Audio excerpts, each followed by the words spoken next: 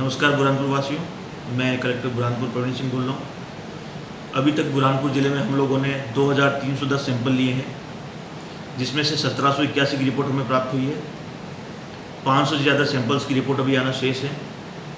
195 cases अभी तक positive पाए गए हैं, जिसमें से 33 ठीक होकर अपने घरों में चले गए हैं। 11 लोगों की डेथ हुई है। अभी तक ज़िले में 151 केसेज एक्टिव केस है, जिनका ट्रीटमेंट विभिन्न अस्पतालों में चल रहा है।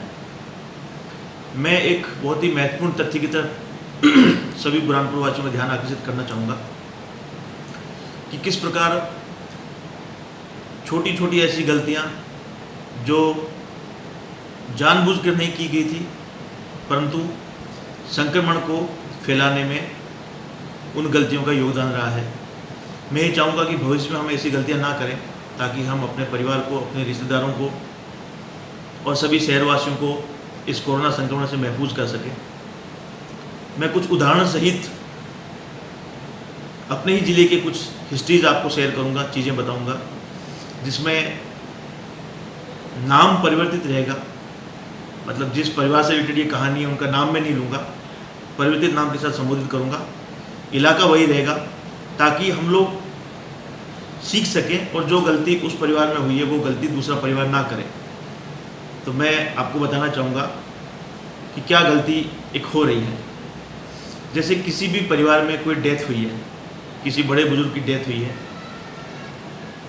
तो ऐसी स्थिति में उस परिवार के लोग, निकटतम रिश्तेदार और बाकी सब लोग, चूँकि मानवीय संवेदनाएं जुड़ी रहती है और इस आपदा की घड़ी में, मृत्यु की घड़ी में सब लोग चाहते हैं कि जिस परिवार में मृत्यु हुई उस परिवार के लोगों को जाके संबल दे, सहारा दे।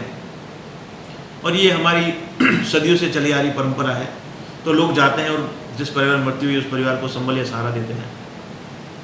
लेकिन उस मृत्यु का कारण पता नहीं रहता है कि वो मृत्यु साधारण मृत्यु थी या कोविड-19 से हुई मृत्यु थी। तो ऐसे केसेस में हालांकि जिला प्रशासन मात्र 5 ही लोगों को परमिशन देता है। मृत्युधाम या शमशान घाट या कब्रिस्तान तक 5 ही लोग जाते हैं, परंतु आस पड़ोस के लोग या कुछ ऐसे लोग घर के अंदर 25 से 30 या 40 की संख्या में अंदर घर के कैंपस में रहते हैं, जो कि या तो उनके बहुत निकटतम रिश्तेदार होते हैं या बिल्कुल नज़दीक के पड़ोसी होते हैं।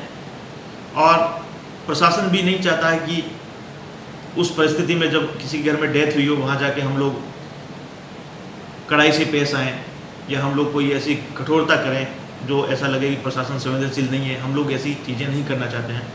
हम चाहते हैं कि हम लोगों को एजुकेट करें, लोगों को सिखाएं कि कैसे हम संक्रमण से बचें। और यदि वो मौत यदि कोविड पॉजिटिव से हुई है, तो उस डेड बॉडी की हैंडलिंग से, उस डेड बॉडी के जनाजे में जाने से, उसके घर में क्लोज कॉन्टेक्ट में लोगों से बैठने से, उस जनाजे में शामिल होने वाले, उस शमशान घाट की तरफ जाने, उस परिवार में शामिल होने वाले लोगों में भी कोरोना संक्रमण के केसेज हुए हैं। मैं जैसे उदाहरण देना चाहूँगा, चिंचाला में 2 मौत हुई और उन 2 मौत में शामिल होने वाले लोगों में 8 से 10 लोग पॉजिटिव पाए गए। उसी प्रकार मोमिनपुरा एरिया में मैं परिवर्तित नाम यूज़ कर रहा हूँ, किन्हीं महिला शकीला बानो की मौत हुई और उससे उनके जनाजे को या उनकी डेड बॉडी को हैंडल करने से या कुछ सावधानियां नहीं बरतने से, घर में कुछ लोगों को ज़्यादा इकट्ठा होने से 12 लोगों को कोरोना का संक्रमण हुआ। उसी प्रकार में नया मोहल्ले के एक परिवार अधिराज पंजाबी, ये परिवर्तित नाम है, उनके यहाँ जब डेथ हुई तो लगभग 7 से 8 लोगों से संक्रमित हुए।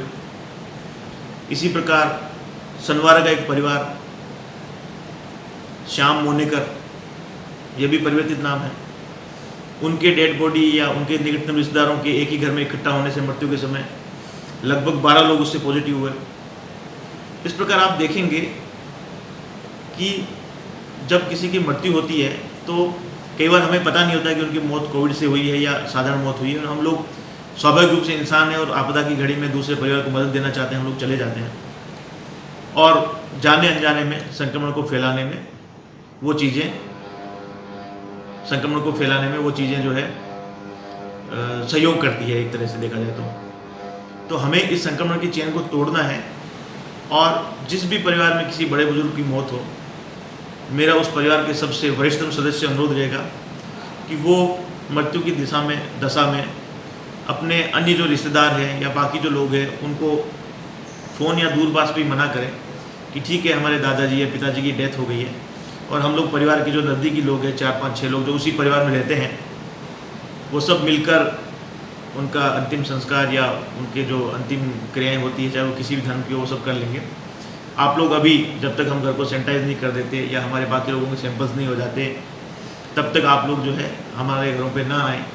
और ऐसे ही उनके रिश्तेदारों से भी मेरा अनुरोध रहेगा कि आप लोग भी अपनी संवेदनाएं फ़ोन के माध्यम से या व्हाट्सएप के माध्यम से या टेलीफोन करके उनको दें। मृत्यु होते ही बिल्कुल घरों पे भीड़ ना जुटाएं। अगर हम ऐसा करेंगे तो निश्चित रूप से हम अपने बुजुर्गों को बचा पाएंगे। और इस दुख की घड़ी में हम फ़ोन के माध्यम से या व्हाट्सएप के माध्यम से टेलीफोन करके उनको दूरभाष पर अपनी संवेदनाएं व्यक्त करें। व्यक्तिगत रूप से, भौतिक रूप से उस घर में हमें नहीं जाना है। थोड़ा कठिन काम जरूर है, लेकिन हम समझेंगे कि ये परिस्थितियाँ कैसी है। और मेरी बात को कोई भी व्यक्ति जो है बहुत ही संवेदनशीलता से लेगा, ऐसे मुझे आशा है। और इस संक्रमण को रोकने में हम लोगों को सहयोग देगा।